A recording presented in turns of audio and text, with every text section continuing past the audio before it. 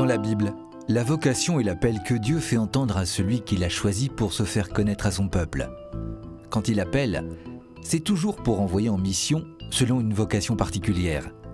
Quand il suscite une vocation, Dieu attend une réponse confiante et un engagement libre de celui qui l'appelle. Pour reconnaître que l'appel vient de Dieu, l'histoire du jeune Samuel montre que l'aide d'un autre est parfois nécessaire.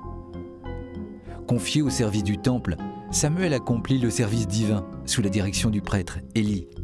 Une nuit, par 2 fois, le Seigneur appelle l'enfant. « Samuel, Samuel !» Samuel court vers le prêtre Élie et lui dit « Tu m'as appelé ? Me voici !»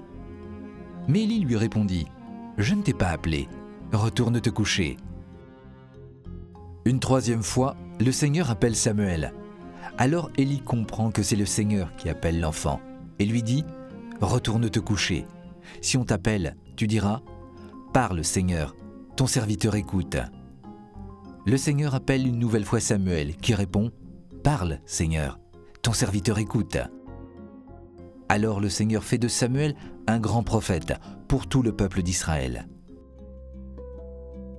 Dans l'Évangile, Jésus appelle 12 hommes à sa suite pour annoncer la bonne nouvelle. Tandis que Jésus marche sur les bords du Jourdain, Jean-Baptiste le désigne en disant « Voici l'agneau de Dieu ». 2 de ses disciples entendent cette parole et décident de suivre Jésus. Jésus leur demande « Que cherchez-vous » Ils lui répondent « Maître, où demeures-tu » Ils voulaient savoir si Jésus était le Messie. Il leur répondit « Venez et vous verrez ». À partir de ce moment-là, les 2 disciples l'accompagnèrent et demeurèrent avec lui. L'un d'eux était André, le frère de Simon-Pierre. Il alla chercher son frère. « Nous avons trouvé le Messie ». Jésus pose son regard sur Simon. « Tu es Simon, fils de Jean. Tu t'appelleras Képhas, ce qui signifie Pierre. » C'est ainsi que Jésus révèle à Simon le sens de sa véritable vocation.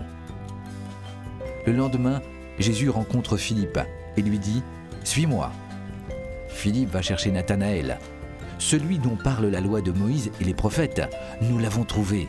C'est Jésus, fils de Joseph, de Nazareth. Après avoir reconnu le Messie qu'ils attendent, les premiers disciples veulent fonder leur vie sur lui. Ils deviendront les premiers apôtres.